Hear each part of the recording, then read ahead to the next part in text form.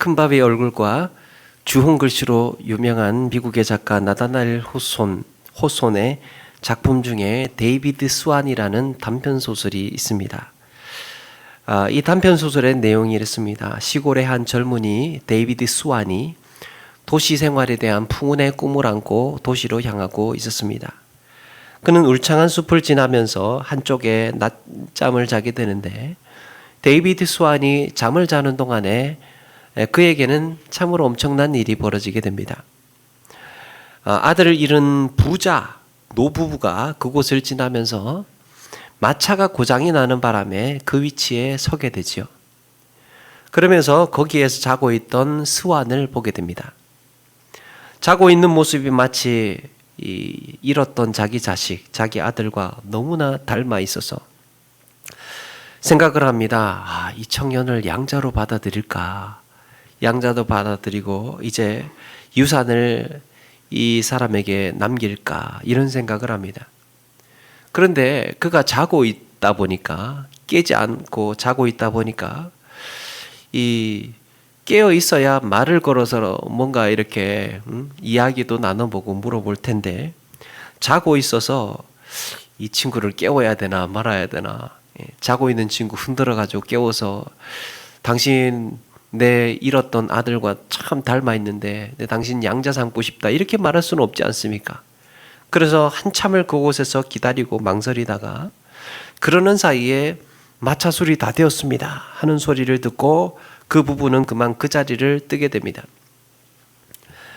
부잣집의 양자가 되고 상속을 받을 수 있는 이런 기회를 놓치고 만 것이죠. 그렇게 부자 부부가 자리를 뜬 후에 이번에는 예쁜 아가씨가 숲을 지나갑니다. 그녀의 아버지는 근처에서 큰 사업을 하고 있었고 이런 스완과 같은, 데이비드 스완과 같은 젊은 청년을 찾고 있었습니다. 이 여인이 잠자고 있는 스완을 본 순간 자기 이상형을 만난 것 같은 설레임을 갖습니다. 야, 저 남자야. 바로 저 남자가 내가 지금까지 찾던 남자야. 이런 생각을 하고 있었는데 또 이 여인도 망설여지는 겁니다. 마음이 아무리 든다고 해도 그렇다고 해서 처음 보는 남자 깨워가지고 아무리 봐도 주무시는 모습이 제 이상형 같은데요 이러면서 흔들어 깨울 수는 없지 않습니까? 그래서 뭔가 좀 깨어 있어야 눈이라도 마주치고 깨어 있어야 그냥 그 곁에서 떠나지 않고 쭈뼛쭈뼛 할 수 있을 텐데 이게 자고 있다 보니까 깨울 수가 없었던 겁니다. 그래서 한참 그 주변에서 응시를 하다가 아쉬운 마음에 이 여인도 가던 길을 갑니다. 데이비드 스완은 그가 잠든 사이에 이 엄청난 사건들이 일어나고 자기 인생을 바꾸어 놓을 만한 이런 기회를 놓치고 맙니다. 아리따운 여인을 아내로 맞이할 수 있는 기회도 놓치고 부자의 상속을 받을 수 있는 유산자로 받을 수 있는 그 기회도 놓치고 맙니다. 그리고 이런 일이 있었다는 사실을 까맣게 잊은 채 잠에서 깨어난 스완은 다시 도시로 향하고 있습니다. 사랑하는 여러분, 우리의 일상에서 수많은 기회들이 다가왔다가 다시 스쳐 지나갑니다. 그러나 아무리 좋은 기회가 찾아오고 아무리 의미 있는 일이 내 곁에 가까이 와 있다고 해도 소설 속에 나오는 이 청년과 같이 이것을 느끼지 못하고 붙잡지 못하고 누리지 못하고 있는 것은 아닌가 돌아보게 됩니다. 오늘 말씀은 우리에게 세월을 아끼라 라고 가르쳐 줍니다. 세월을 아끼라. 그렇다면 과연 세월을 아껴야 하는 이유가 무엇인가?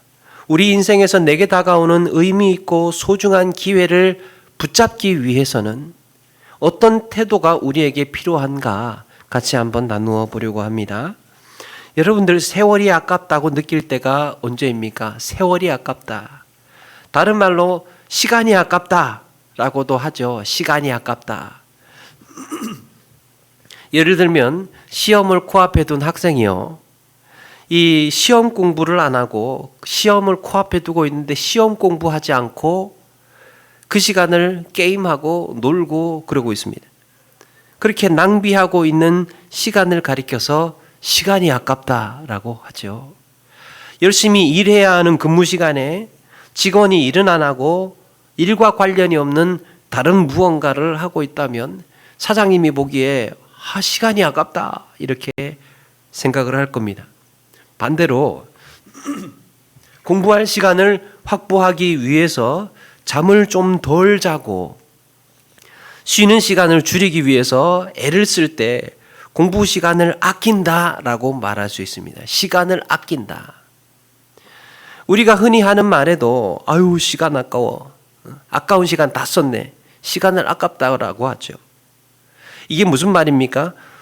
이 시간에 차라리 좀 더 의미 있는 일, 이 시간이면 차라리 좀 더 가치 있는 일 쓸 수 있었을 텐데 더 생산적인 일을 하지 못해서 아무런 의미 없이 보낸 시간을 가리켜서 시간이 아깝다라고 하죠. 이 시간이었으면 뭐를 해도 더 했을 텐데. 이처럼 특별한 계획이나 목적을 이루기 위해서 시간을 확보하기 위해 애쓰는 태도, 가치 있고 의미 있는 시간을 만들기 위해서 그 시간을 확보하려는 애쓰는 태도를 가리켜서 시간을 아낀다라고 말할 수 있습니다. 좀 더 넓은 의미에서 우리 인생 전체를 놓고 생각을 할 때 시간을 아낀다, 세월을 아낀다라고도 할 수 있죠.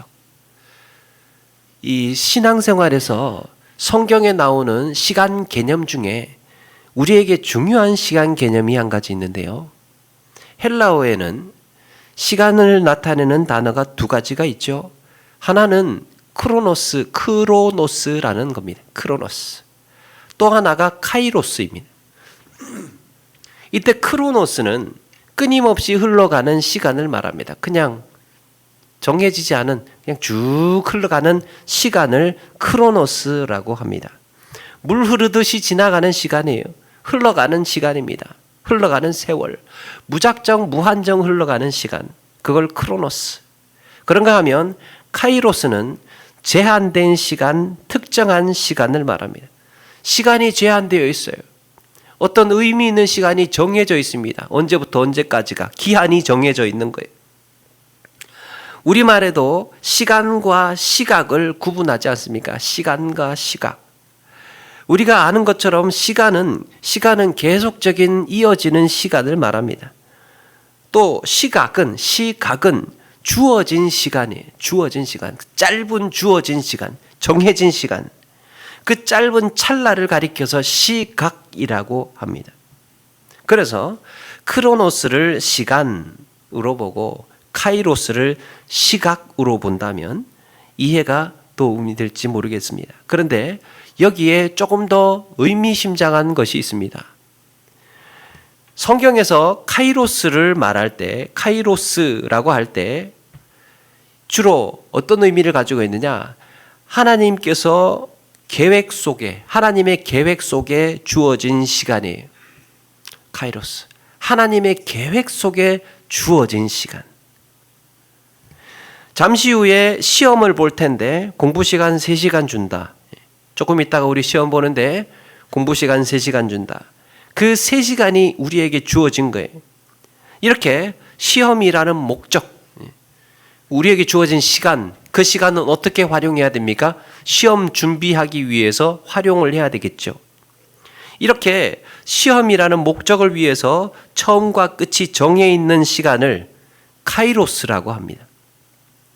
그렇다면 오늘 말씀에 세월을 아끼라라고 했는데 여기서 말하는 세월은 그저 흐르는 시간을 말할까요? 아니면 특정한 목적을 위해서 주어진 시간을 말할까요? 주어진 시간이죠. 주어진 시간. 오늘 말씀에 세월이라는 단어가 카이로스라고 쓰여지고 있습니다. 여러분, 이것은 우리에게 시사하는 바가 굉장히 크다고 할 수 있는데요. 우리는 하나님께서 우리에게 주시는 의미가 있다는 것을 알아야 됩니다. 하나님은 우리에게 지금 이렇게 말씀을 하시는 거예요. 내가 너의 삶에 허락한 시간은, 너의 인생 동안에 허락한 시간은 계획이 있는 시간이며 내가 너를 통하여서 이루고자 하는 목적이 있는 시간이다. 이게 우리에게 주는 의미예요. 카이로스라는 단어가. 내가 너에게 달란트를 맡겼는데 때가 되어서 돌아와서 반드시 계산할 것이고, 내가 너에게 포도원을 맡겼으며 돌아와서 반드시 그 소득을 보자고 할 것이다. 이런 겁니다. 하나님께서 우리에게 살라고 정해주신 주어진 시간, 우리의 인생, 그 주어진 시간 동안에 그냥 의미 없이 아무것도 없이 흘려보내라고 우리에게 주신 시간이 아니고, 그 시간은 하나님의 계획 속에 주어진 시간이며 하나님께서 하나님의 목적을 따라서 우리에게 허락하신 시간입니다. 시간 줄 테니까 너 이러한 일을 해. 시간 줄 테니까 너 이러한 목적을 위해서 살아. 그게 우리에게 주어진 인생이라는 거예요. 카이로스. 세상 사람들은 어떻게 생각을 합니까? 흘러가는 시간, 그냥 흐르는 대로 그냥 살다가 그냥 뭐 힘 없어지고 그러면 뭐 우리 인생 끝나는 거지 뭐. 이렇게 생각을 하는데, 믿는 자의 시간 개념은 그게 아니라는 겁니다. 우리에게 주어진 처음과 나중의 시간은 정해져 있는데, 이 주어진 시간 동안에 하나님께서 우리를 향하신 계획이 있고 하나님께서 우리에게 요구하시는 목적이 있다라는 겁니다. 우리에게 하나님은 달란트를 주셨고, 우리에게는 삶의 동기를 주셨고, 우리에게는 삶의 목적을 주셨고, 우리에게 삶의 의미를 분명히 주셨다는 것입니다.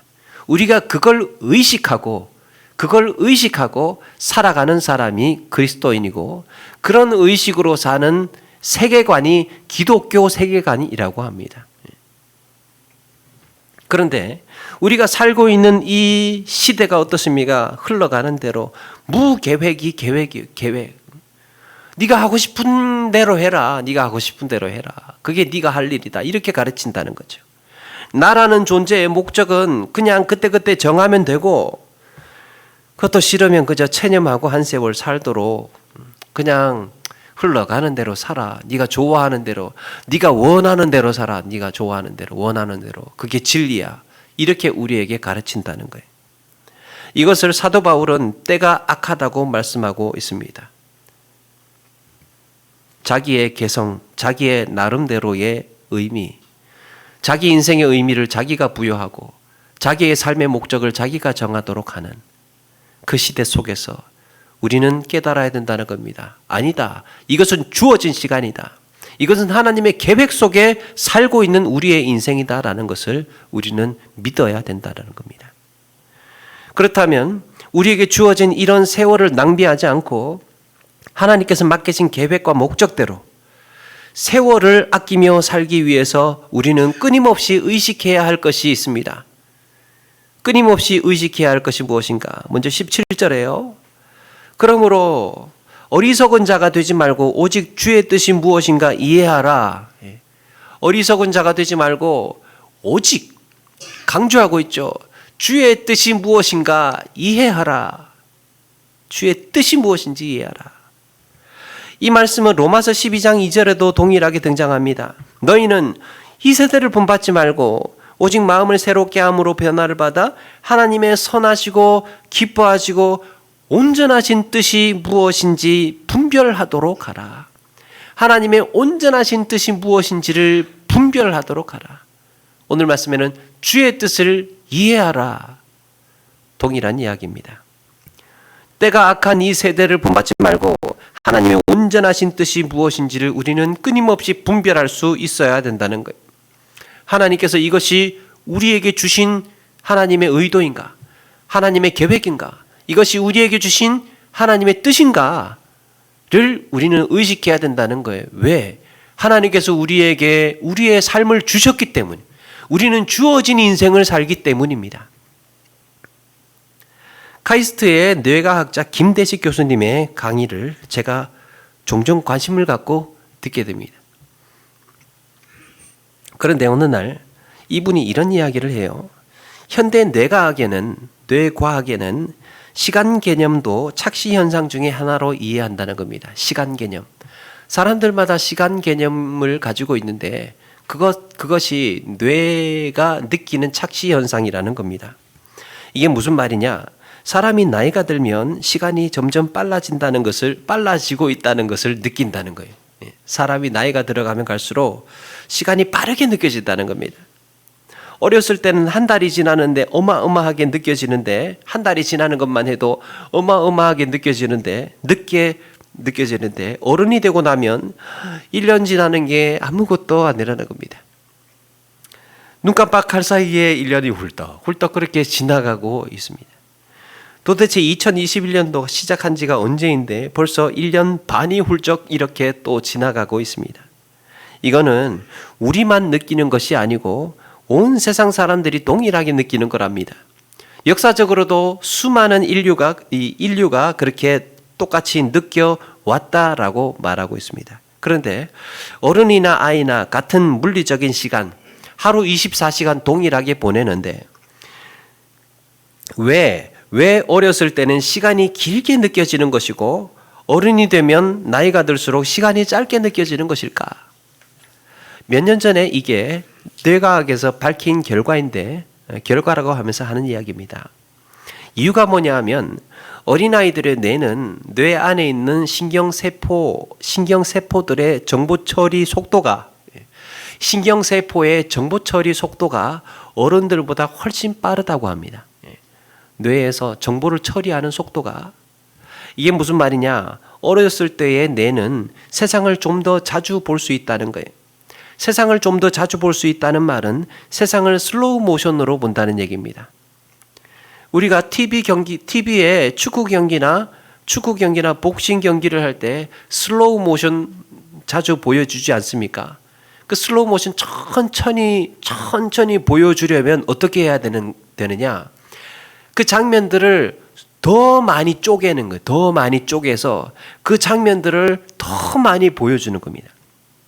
이렇게 장면을 기억할 때 그 장면을 쪼개서 1초에 30개의 사진을 보는 것과 1초에 300장의 사진을 찍어내는 것과는 그 정보 처리 능력이 훨씬 다르죠.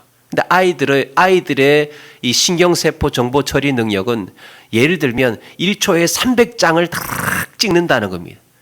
그러니까 느끼는 감정이 훨씬 더 많은 것을 느끼고 기억에 남는 것도 훨씬 더 많은 것이 기억에 남는 거죠. 그런데 나이를 먹으면 이런 정보를 기억하는 처리 속도가 현저하게 떨어져서 이 한 장 1초에 찍을 수 있는 장수의 양이 훨씬 줄어든다는 거예요. 기억할 수 있는 양이. 그래서 띄엄띄엄 듬성듬성 기억을 한다는 겁니다. 띄엄띄엄 듬성듬성. 저도 저는 아직도 초등학교 운동회, 가을 운동회 때가 아직도 기억이 남습니다. 그 상쾌한 가을 하늘에 달린 망국기, 공굴리기, 공 이렇게 대나무로 만들어서 그 종이로 이렇게 싸서 공굴리기 하지 않습니까? 그런 거. 또 이어 달리기 하면 난리가 나잖아요. 이어 달리기. 엄마 아빠 불러가지고 같이 불러서 이제 또 선생님도 같이 뛰고 이런 거 기억나지 않습니까? 그럴 때 또 애들은 얼마나 좋은지 그냥 함성 구함을 빼락빼락 지르고 그게 아직도 귀에 쨍쨍하고 생생합니다. 소풍 가면 저희는 모르겠습니다. 저희는 이제 소풍 가면 정해져 있어요. 거의 강으로 나가요. 강으로. 지금 생각하면 굉장히 오래 1시간 넘게 걸었던 거리가 같은데 그걸 그렇게 강으로 나가면 2줄로 가잖아요. 그럼 여자가 옆에 있어요. 손 붙잡고 가래요. 손 붙잡지를 못해가지고 짝대기로 이렇게 사이로 잡고 그렇게 부끄러워가지고 그렇게 갔던 기억도 있습니다. 그런데 이제 그 시절에 좀 더 이제 자유분방한 애들은 또 손을 이렇게 잡고 가기도 하고 저 같은 애들은 짝대기로 잡고 이렇게 가기도 하고 그렇게 했던 기억이 아직도 기억에 남는데 저는 요즘에는 지난해 휴가를 어디로 갔다 왔는지도 깜빡깜빡할 때가 있습니다. 어디로 갔더라? 이렇게 생각이 될 때가 있더라는 겁니다. 어렸을 적의 기억은 그렇게 생생한데 나이가 들어가면 갈수록 더욱 구체적이고 누구를 만났고 무슨 이야기를 나눴고 무슨 일이 있었고가 이게 가물가물해지더라는 겁니다. 애들은 한두 번씩만 흘려들어도 다 기억을 하는데 요즘 나오는 이 가수들, 연예인들 이름도 한두 번만 들어도 다 알고 있습니다. 그런데 저는 아직도 이 요즘 나오는 가수들이 누가 누구인지 잘 모르겠더라. 아는 사람이 있습니다. 저희 집에 아는 사람이 있긴 한데 하여튼 이 요즘 나오는 사람들을 잘 모르겠습니다. 오다 가다가 들어봤을 텐데 아직도 기억이 남지를 않습니다. 아이들은 놀면서 학습이 됩니다. 그런데 나이가 들면 들수록 붙들고 뭘 하려고 해도 뭘 보려고 해도 잘 눈에 들어오지가 않습니다. 그렇다면 같은 시간, 같은 24시간을 보내면서 어떻게 하면 우리가 짧게 느껴지지 않고 오래 산다고 느끼며 살 수 있을까? 물리적으로 오래 살기 위해서는 당연히 건강관리 잘하고 운동하고 열심히 자기의 건강을 지켜야 오래 살 수 있죠. 그런데 지금 우리가 나누는 이 말씀은 그렇게 오래 사는 이야기를 하는 것이 아니고 살아도 풍성하게 사는 것, 살아도 의미 있고 정서적으로 오래 산다고 느끼려면 어떻게 해야 될까? 그거 이야기하고 있죠. 두 가지 방법이 있는데 하나는 커피를 마시는 거랍니다. 커피에 있는 카페인 성분이 신경세포 속도를 올려준다고 해요. 문제는 효과가 5분밖에 안 간다는 거예요. 그리고 또 하나는 집중하는 거랍니다. 집중. 그런데 이것도 문제가 있죠. 사람이 하루 종일 어떻게 집중하면서 살 수 있습니까? 어디에 하루 종일 어떻게 집중하면서 사진 300장 찍어야 돼 이러면서 장면을 이렇게 그걸 신경 써가면서 어떻게 살 수 있습니까? 그래서 집중력에도 한계가 있다는 거죠. 그래서 제가 내린 결론은 하루 종일 집중할 수 없다면 의미 있는 일에 집중하는 겁니다. 의미 있는 일에 집중하는 것.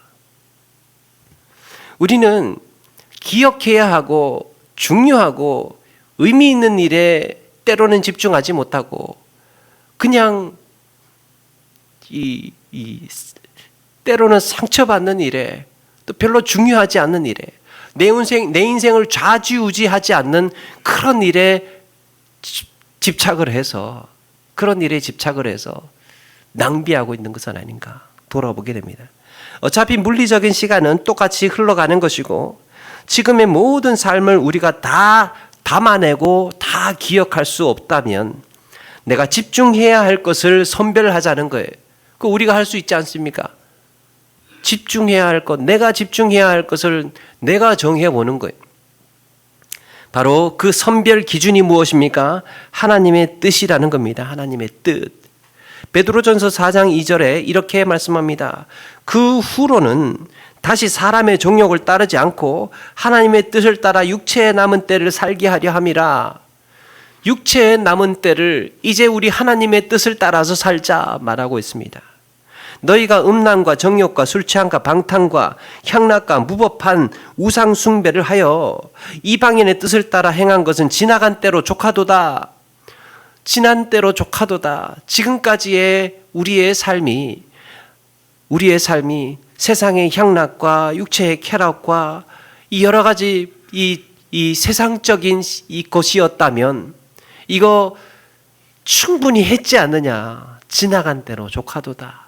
이제 우리의 육체에 남은 때, 우리의 인생이 언제까지 살아갈지는 잘 모르겠지만 우리의 육체에 남은 때를 하나님의 뜻을 따라서 분별하면서 살아가자 말씀하고 있습니다. 사랑하는 여러분, 이 한 세월을 우리 낭비하지 않고 아끼기 위해서는 고민해야 할 것이 이것입니다. 우리의 삶에 널려있는 수많은 일들 중에 내 주변에서 일어나고 있는 이 복잡하고 수많은 일들 중에 과연 하나님을 기쁘시게 할 것이 무엇인가? 나를 향하신 하나님의 온전하신 뜻이 무엇인가? 세상 사람들의 뜻을 따라서 옛사람의 썩어져가는 습관을 따라서 살아왔던 것은 지나간 때로 족하도다. 바로 이런 몸부림이 우리가 사는 날 동안에 끊임없이 있어야 할 줄로 믿습니다. 우리는 모든 것을 다 느끼고 모든 것을 다 기억하고 모든 것을 우리의 마음에 다 담아내고 살아가지는 못합니다. 우리에게 물리적인 시간은 각자의 개인의 차이는 있을 수 있겠으나 주어진 시간들입니다. 주어진 시간들. 우리는 이 시간 동안에 어디에 집중할 것인가? 그것은 우리가 선택할 수 있지 않습니까? 선별해서 하나님께서 우리에게 맡기셨으므로, 우리에게 이런 시간을 맡기셨으므로 하나님의 뜻에 집중하는 것, 그것은 우리가 할 수 있지 않습니까? 많은 일을 하기보다 의미 있는 일에 집중하자는 겁니다. 복잡하게, 바쁘게, 분주하게 일 많이 하고 여러 가지 벌려놓고 그렇게 살지 말고 하나를 하더라도 의미 있는 일에 집중하자. 그거 일하기에도 우리는 그런 시간이 넉넉하지 않다라는 겁니다. 마르다는 예수님께서 찾아오셨을 때 예수님을 대접하기 위해서 뭘 갖다 드리지? 무슨 밥을 해드리지? 무슨 반찬을 해드려야 되나? 또 그릇도 챙겨야 되고 여러 가지 이런 복잡한 생각으로 분주하게 왔다 갔다 하고 있었습니다. 그런데 마리아는 오로지 예수님께 무릎에 앉아서 예수님께 시선을 집중하고 있었습니다. 마르다가 불만스러워가지고 저 마리아 지금 이럴 때가 아니라고 이야기를 해 주십시오. 그러니까 예수님께서 마리아의 편을 들어주셨죠. 차라리 이 편이 낫다. 이게 바로 카이로스, 주어진 시간을 사는 사람의 특징이에요. 그날 마르다가 해야 했던 일도 중요한 일입니다. 그렇지 않습니까? 예수님을 대접하고 막 예수님을 섬겨드리고 싶은 마음에 왔다 갔다 분주하고 있었는데, 마리아는 그것도 중요한 일이지만 주님 앞에서 주님의 말씀을 듣기 위해서 그 자리에 딱 붙어 앉아가지고 하시는 말씀에 집중하고 있는 그 일을 선택을 했다는 거예요. 그래서 우리는 내가 지금 뭘 하고 있는가, 내가 지금 뭘 하고 있는가를 매 순간 우리 스스로에게 물어보아야 한다는 거예요. 내가 지금 이거 뭘 하고 있지? 사랑하는 여러분, 하나님이 나를 통하여서 하시고자 하는 일에 집중하면서 하나님께서 우리에게 시간을 주셨으므로, 우리는 주어진 시간을 살고 있으므로, 그렇다면 하나님이 나를 통해서 하시고자 하는 일에 집중하면서 살아가시는 저와 여러분 되시기를 바랍니다. 다음으로 세월을 아끼며 살기 위해서 끊임없이 의식해야 하는 것 두 번째가 18절에 술 취하지 말라 이는 방탕한 것이니 오직 성령의 충만함으로 받으라. 성령으로 충만함을 받으라. 우리가 잘 알고 있는, 자주 들었던 술 취하지 말라 이는 방탕한 것이니. 그런데 여러분, 술 취하지 말라 이는 방탕한 것이니 라고 했을 때 우리는 술 취하지 말라에 주목하는 경우가 많습니다. 그래서 술 취함과 성령의 충만을 대조해서 술 취하지 말고 성령에 취해라. 성령에 취하는 게 뭐냐? 그게 성령 충만이다. 술에 취하는 것과 성령에 취하는 것을 대조를 해서 이렇게 이해하기가 쉽습니다. 상식적으로도 우리 그렇게 다 알려져 있는 이야기고요. 그런데 물론 그것도 맞는 말씀이지만 보다 의미 있는 해석을 해본다면 우리가 주목해야 할 포인트는 따로 있다고 생각을 합니다. 술 취하지 말라 이는 방탕한 것이니 에서 술에 취하지 말아야 하는 이유가 중요합니다. 술에 취하지 말아야 하는 이유가 무엇입니까? 그 술 취함이 방탕한 것이기 때문이에요. 술 취함이 방탕한 것이기 때문에. 술 취함은 방탕한 일 중에 하나입니다. 방탕한 일 중에 상징적인 한 가지가 술 취함이에요. 말하자면 무엇을 하지 마라. 무엇을 하지 마라. 그것은 죄이기 때문이다 하는 말과 같은 구조예요. 그 무엇을 하지 말아야 하는 이유가 무엇입니까? 그것이 죄를 유발하기 때문입니다. 그렇다면 술 취하지 말아야 하는 이유가 중요해집니다. 술 취하지 말아야 하는 이유는 그것이 방탕하게 하는 효과를 초래하기 때문이에요. 방탕하게 하는 효과를 초래하는 일이기 때문에. 지난번에 탕자의 비유를 말씀드리면서 방탕이 무엇인지 나눈 적이 있죠. 방탕이 무엇이라고 했습니까? 방탕, 하나님을, 아버지를 떠남이라고 했습니다. 아버지를 떠남. 아버지를 떠나는 게 방탕입니다. 탕자가 탕자인 이유는 아버지의 유산을 들고 나가서 자기 마음대로 향락을 즐기고 재산을 써서 탕자였던 것이 아니라 그보다 더 근본적인 문제는 아버지를 떠났기 때문에 탕자입니다. 아버지를 떠났기 때문에. 그래서 율법적으로 생각을 한다면, 율법적으로 본다면 술 취하거나 나가서 향락을 즐기거나 자기 마음대로 쓰고 다니고 그런 거 하지 마. 그러면 아버지는 떠나도 된다는 말입니까?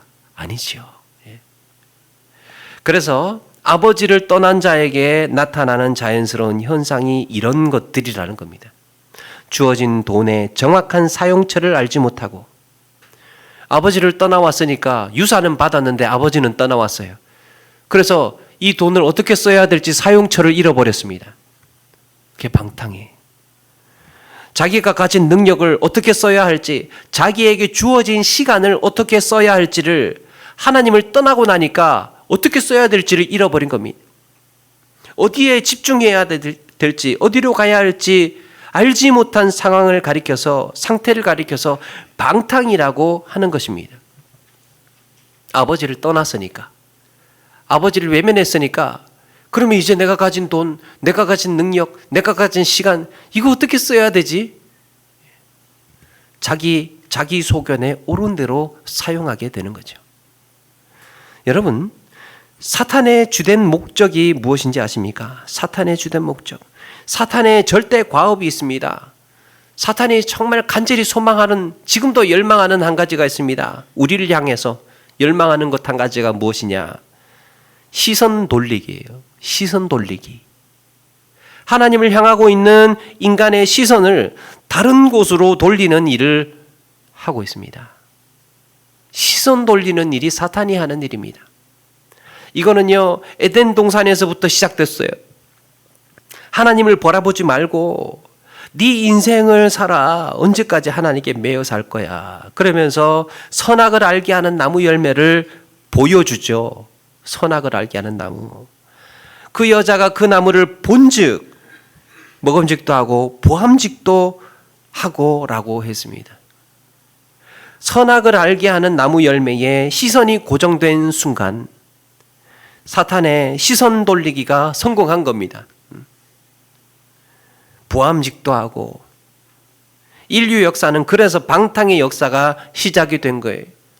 인간이 어떻게 방탕해졌습니까? 하나님 보지 않고 선악을 알게 하는 나무 보고, 하나님의 말씀 듣지 않고 인간의 소견대로 살기 시작했을 때부터가 방탕의 역사가 시작된 거예요.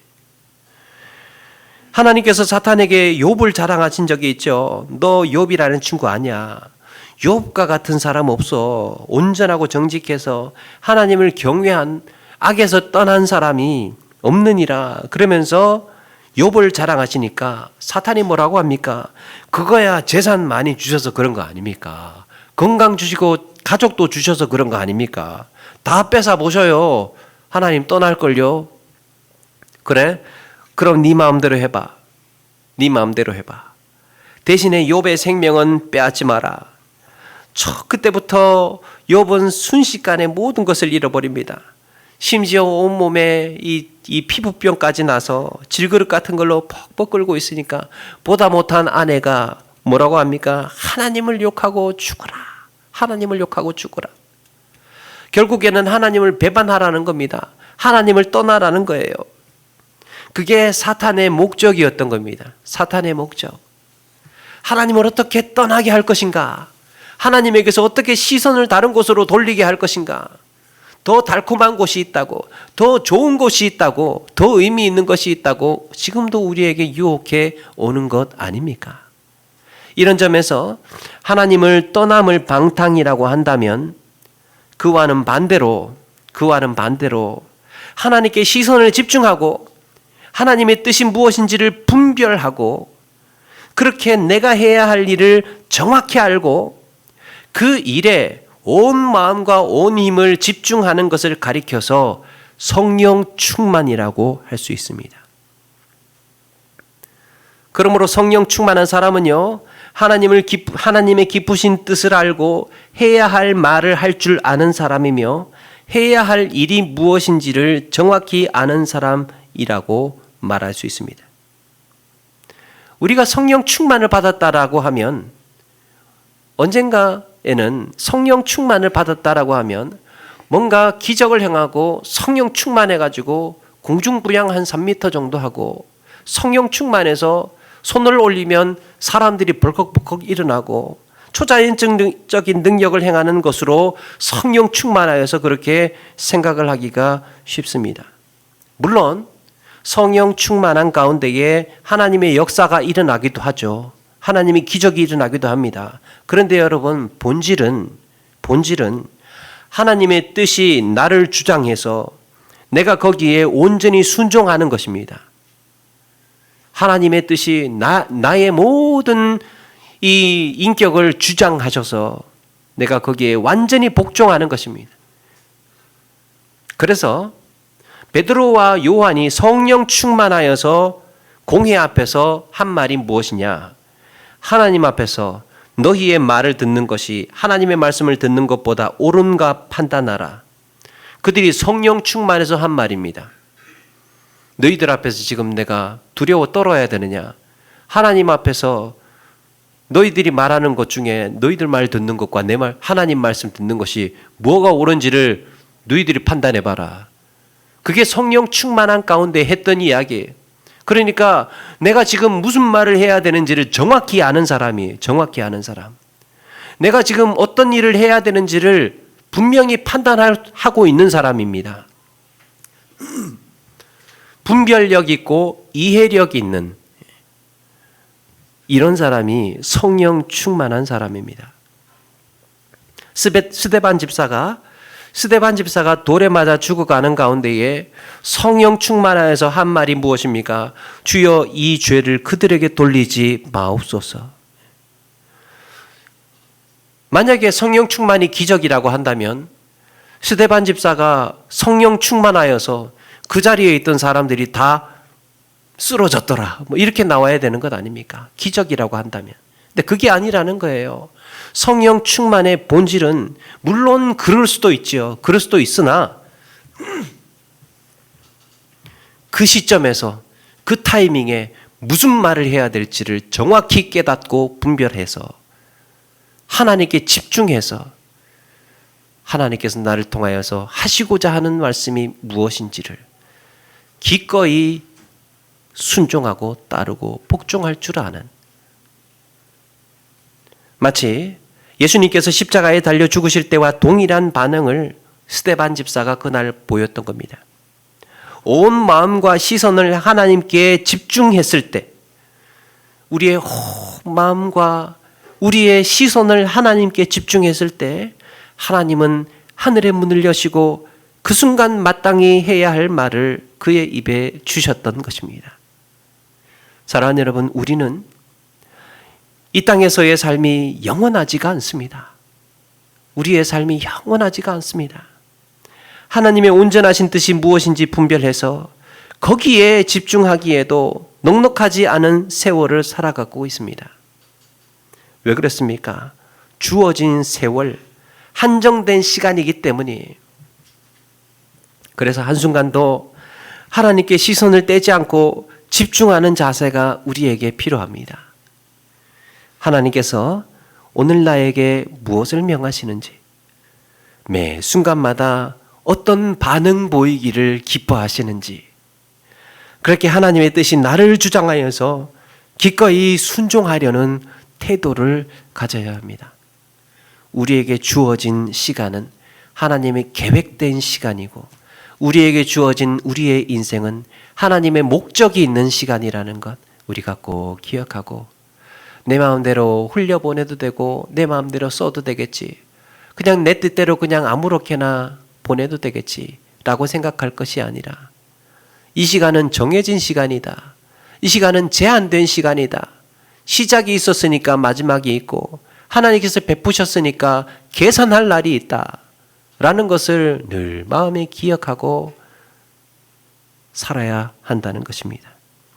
따라서 말씀 묵상 가운데에 우리 매일 말씀 묵상에 참여하시는 것, 또 기도의 자리에 나아가는 것, 함께 모여서 우리 예배에 힘쓰는 것, 모여서 같이 예배에 힘쓰는 것, 그리고 가정교회 나눔을 통해서요 서로의 은혜를 나누는 이 모든 활동, 이런 모든 활동이 하나님께 시선을 두고 사는 자의 신앙 습관이에요. 하나님께 시선을 두고 사는 자의 신앙 습관, 하나님께 집중하기 위해서 애쓰고 몸부림치는 습관입니다. 세월을 아끼는 거예요. 시간을 확보하는 것이기 때문에. 사랑하는 여러분, 우리의 인생에 의미 있는 기회는 하나님께 시선을 둔 자에게 찾아오는 줄로 믿습니다.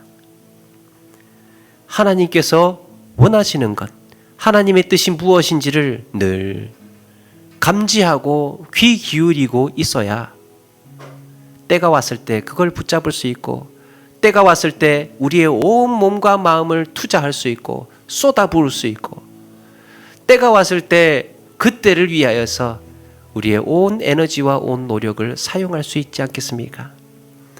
그런데 하나님께서 사인을 주시고 말씀을 하시고 우리의 마음의 문을 두드리시고 우리를 끊임없이 자극하심에도 불구하고 우리의 영적으로 우리가 영적으로 잠들어 있고 깨닫지 못한다면 우리는 우리가 살아가는 세월을 낭비하면서 그냥 물리적인 시간만 보내면서 살아가는 삶이 되는 것입니다.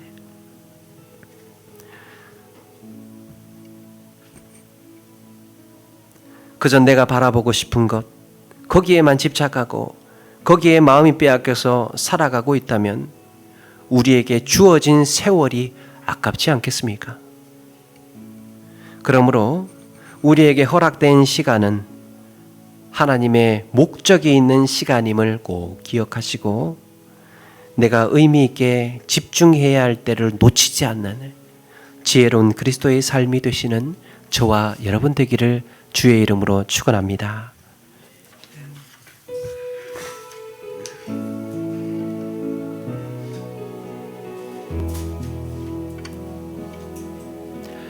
내게로부터 눈을 들어 주를 보기 시작할 때 주의 일을 보겠네. 내 작은 마음 돌이키사 하늘에 꿈꾸게 하네. 주님을 볼 때 모든 시선을 주님께 드리고 살아계신 하나님을 느낄 때 내 삶은 주의 역사가 되고 하나님이 일하기 시작하네. 우리 2절 찬양하면서 준비한 내용을 드리겠습니다. 성령 나를 변화시켜 모든 두 사라질 때 주의 일을 보겠네. 패한 땅 한가운데서 주님 마음 알게 되리. 주님을 볼 때 모든 시선을 주님께 드리고 전능하신 하나님을 느낄 때 세상은 주의 나라가 되고